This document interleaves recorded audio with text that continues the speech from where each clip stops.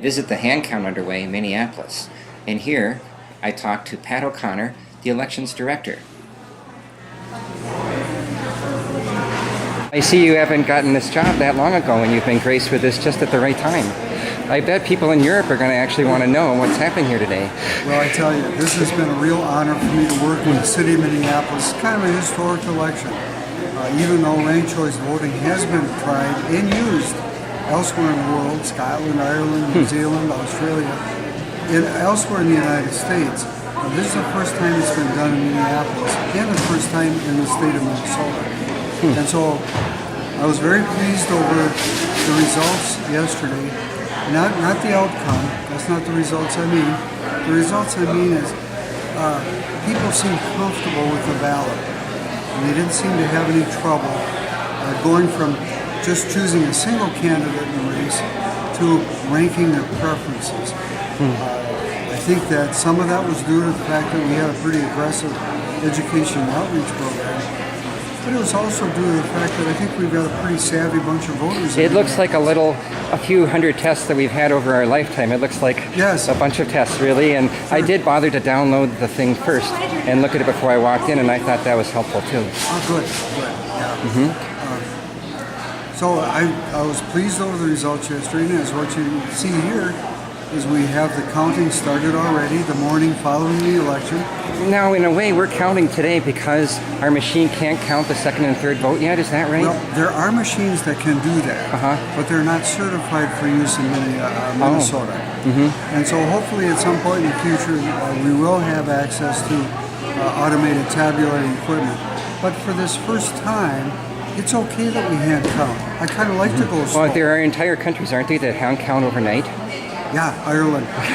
They have little variations, though, that make their system a little bit different than ours. And they also have, probably 10 times the number of people doing it. Can we step away from them for a second? Because I really want to hear what you have to say. Let's say we're going to explain it to someone in South Dakota, though, that has never heard of it. Because I'd like to say, what does that second and third vote do for me? Because when I look at someone and I think, well, doesn't the first vote really just wipe that out? How does that actually matter?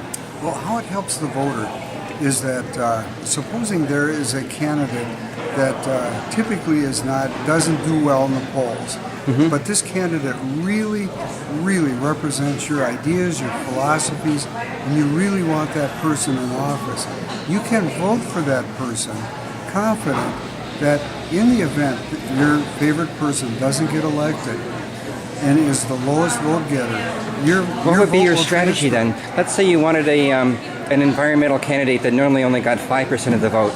Would you want to put them first, knowing that they couldn't possibly win, but it would count towards them? Or would you want to put them second?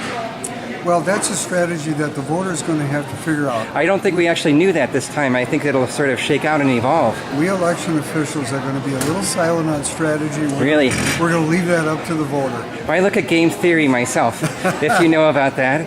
So I think that there's a strategy theory, and I actually know of 3 candidates in this race that I was kind of close to. And we're talking about Lilligren, Laura Jean, and Mike Tupper. Sure. And so we actually saw the second 2 candidates at least declare that they were cooperating. Sure. That was interesting. And the advocates of ranked choice voting would say that one of the outcomes they've seen in other jurisdictions is less acrimony during the campaigning. That would be nice. More sticking to issues. And less personal attacks. I've often thought that myself, because when we have only 2 parties, they seem intent on power, and I would like more solutions suggested. So a solution party may not ever get elected, but that solution may sort of stick around for a while. One of the things City of Minneapolis is doing is we've contracted with St. Cloud State University to do a impartial survey of how the voters felt about this election, this first try at ranked choice voting. But we're also going to ask the candidates, how did they like it? I stood outside too for 3 hours and talked to people, and that was really my only theme for asking them. And I actually found great enthusiasm and curiosity, but only 2 people said I only voted 1 for 1 because I was just intent on that. I'm not going to go along with this. But I only found 2 people who volunteered that idea. I think there may have been some races yesterday where people felt, I really don't have a second or third choice, and they only voted the first. Not because they felt strongly that they didn't want to do preferences. They just simply didn't have a preference. Well, and I think it's always good to go and look them up and find out. Yeah. Well, do your homework. Well, thanks very much. Sure. I'll take a look around. How about anything else on the table? How did we get inside this room today? For instance, who's out there? They volunteered how long ago? Oh, these are all election judges. Oh. They've been with us. So they were yesterday too, huh? Yeah. They are primarily chair and vice chair judges. They've been experienced. They were, most of them were also active in the recount last fall. Then they're very experienced. They know what they're doing. If I could ask you, sure, asking all observers and media to stay behind that line. I heard that too. Okay, certainly. Good. Well, I have. Do you have any estimate on how long it might take? Well, because the voter turnout was not quite as great as we had planned on, this will go quicker than we thought. And so we're thinking that 30 days probably have it all wrapped up.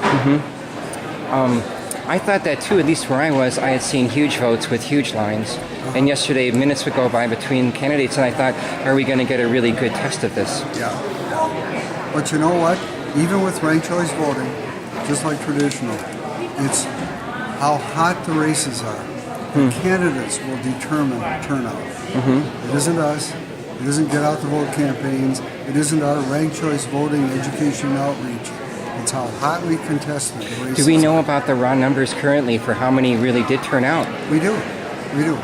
There was about 46,000 voters turned out of a registration pool of perhaps 232,000, give or take. So we had a turnout of just shy of 21%. But we've gone, what's our record? Up? We're going up to extremely high scores across the nation in this town, aren't we, at times? We have. Have we approached 80%? Yes. Yeah.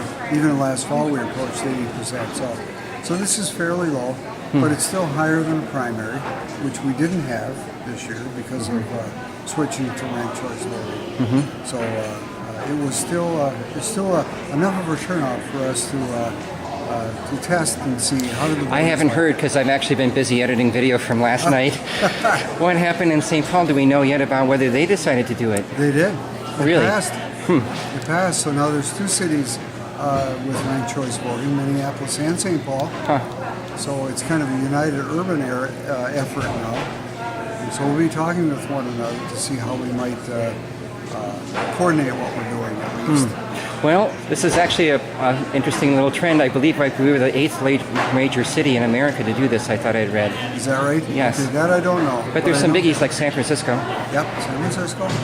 Some cities back east and some out west as well. So. Well, thanks. You're welcome. So Minnesota's vote isn't being held hostage.